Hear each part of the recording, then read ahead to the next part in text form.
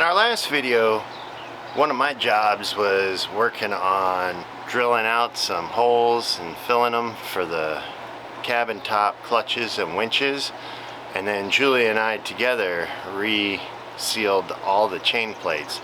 So we had, no kidding, like 2.5 days of torrential downpour. So that'll be a perfect test to see if our repairs are working and if the boat's still dry. So let's take a look at some of the areas we had a slight leak and that we repaired. So everything there is nice and dry. Here's the cabin top winch. Everything is nice and dry. Over here on this side, these winches and clutches, everything is nice and dry.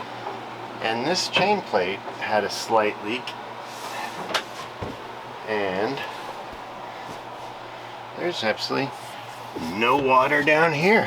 Chain plate's nice and dry. So today my goal is to complete 2 tasks. 1, a really cool job. 2, a really shitty job. We're gonna start with the cool one first. So Archer has a refrigerator slash kind of ice box, and we never got it to work last year. Can you hear the compressor running? But it just doesn't cool off. So through all the research I've done, I believe it's out of Freon. So here we are in the cockpit of Archer, and in this rear lazarette you will see this upgraded non-stock Catalina protection device. Under that is where the compressor resides. So let's go ahead and remove this state-of-the-art safety device and take a look at the compressor.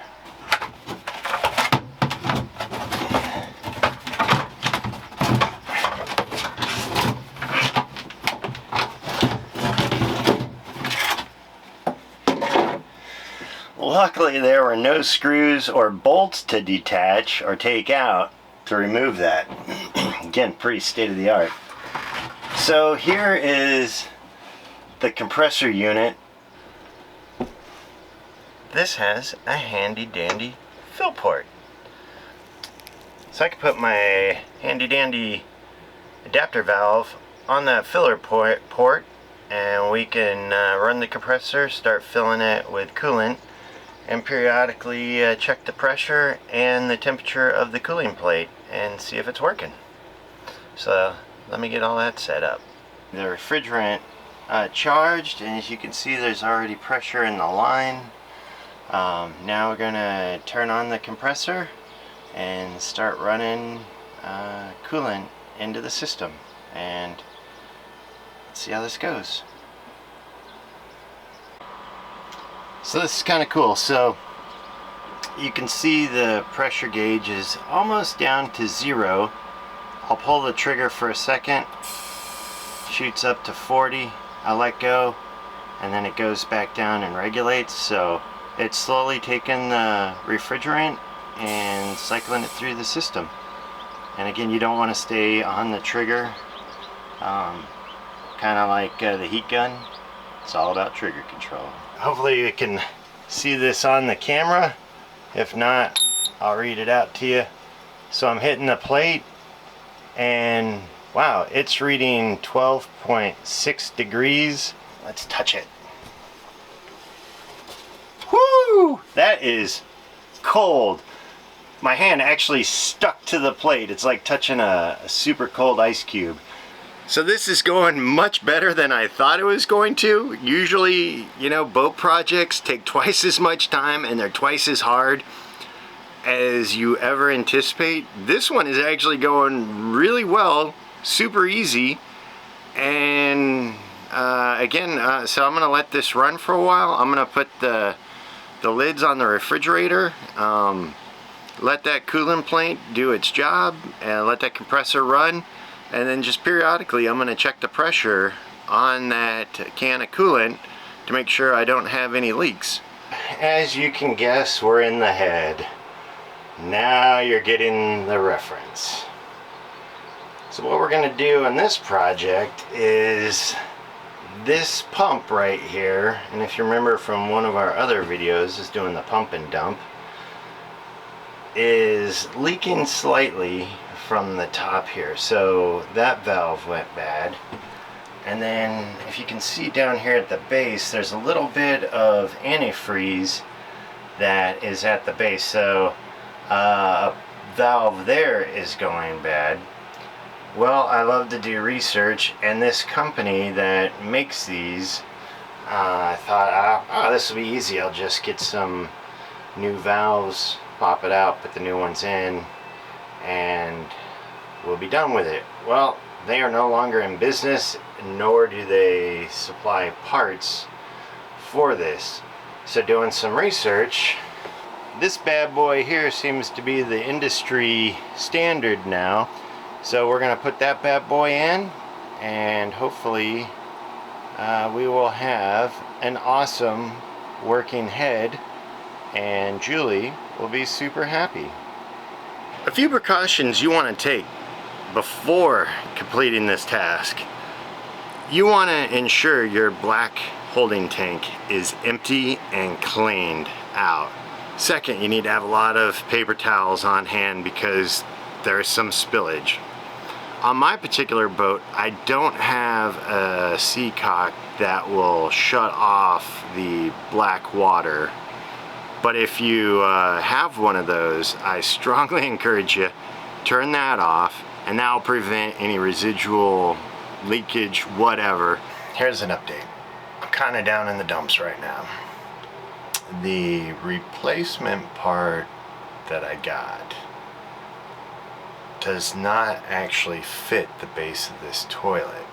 So this one here is much wider than the replacement one. So the hole doesn't line up, the screws don't line up, and then I have a huge problem connecting the dump hose to it as well. Luckily I did not completely remove it from the holding tank when I discovered this. And I'm gonna put this project behind me. The next project I want to work on involves the rigging. I tuned the rig so all my tension, cable tension, is exactly how I want it. However, I did not center the mast first, so we need to do that. So let's take a look at what I'm talking about. So you can see there's a pretty good gap there. There's no gap in the back. There's some gap in the front. Let's go to this other side here. And there's pretty much no gap over here. So I need to center my mast, and when it comes to tuning your rig, that is the first thing you do, and I skipped it. I thought my mast was centered. So now let's go up on top, and I'll show you how to tell that your mast is not centered, and then we'll go through the steps of centering it. First thing you need to do when you're centering your mast is you have to create something that is replicatable. So what I recommend is I have my main sheet halyard, and I have it connected to a bag that has a bunch of heavy items in it, because if you use your hands and pull the halyard, the tension's going to be different. You can't replicate that. But the weight of the bag isn't going to change, so that'll be very replicatable. So now I have the bag attached to the halyard. I have the halyard coming to a stanchion, and I'm letting the weight of the bag fall on the halyard. And then at this stanchion here, I already marked my halyard with a little piece of tape. So I know this tape lines up with this stanchion on this lifeline on the port side of the boat. So if my mast was centered, this white tape would line up with the stanchion on the starboard side. But looking at it from down below, we already know this is not centered. Alright, so now that we got the tape off and the cotter pins out, I'm going to go ahead and loosen this turnbuckle half a turn, and then we'll go over to the other side, and then we'll tighten that one half a turn. I got the mast centered, and I went around and checked the tension on all the rigging, and they're all coming in at 2.5. So I got everything back to the tension I wanted it. I have the mast centered, so I'm super happy. Now all I need is some crew. I'm gonna go sailing.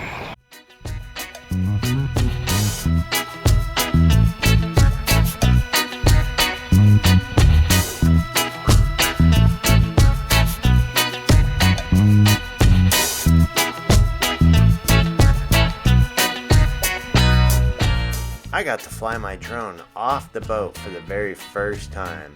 I was super nervous, but as you can tell from seeing this footage, I successfully landed it back on the boat. You can only do so many boat projects. You gotta get out and enjoy the boat.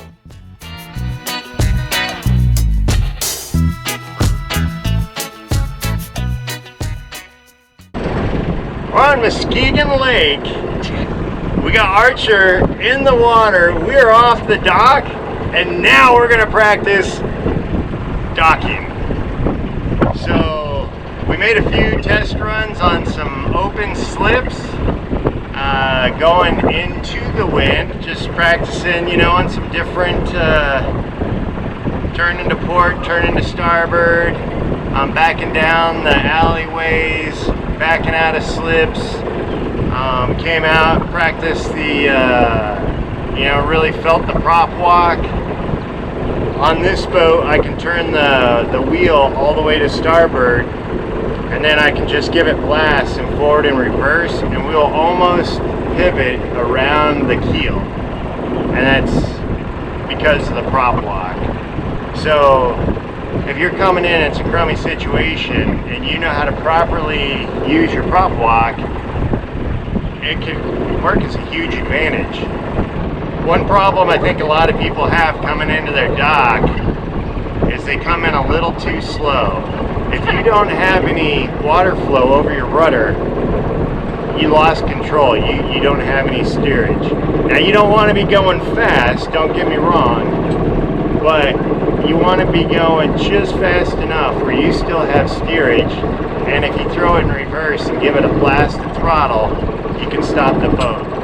But just again, know when you do that, now you're going to have some prop walk. So when we dock, our dock is on the starboard side of Archer.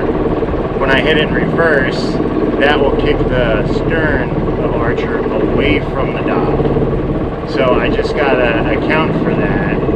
And when it's just Julie and I, Julie's really jobbing it. She's been working hard this morning, so. You can see on the video, I keep giving it a little bit of forward and then I put it back into neutral.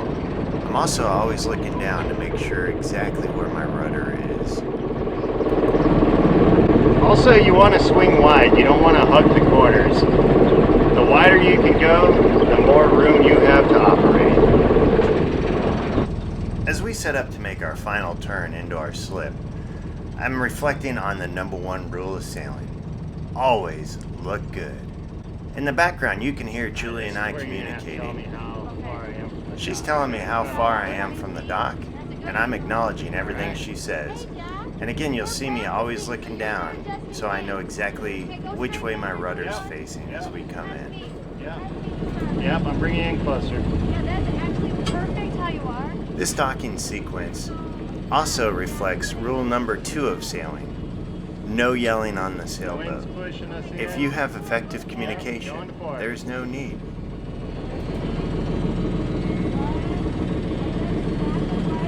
Straighten it out. Now we did cheat coming in this time, just a little bit. We took a spring line, attached it to our main winch, and then Julie caught the rear cleat as we come in. That gently pulls the stern of the boat right to the dock. This allows her to step off the boat safely with the bow spring line in hand. We made it.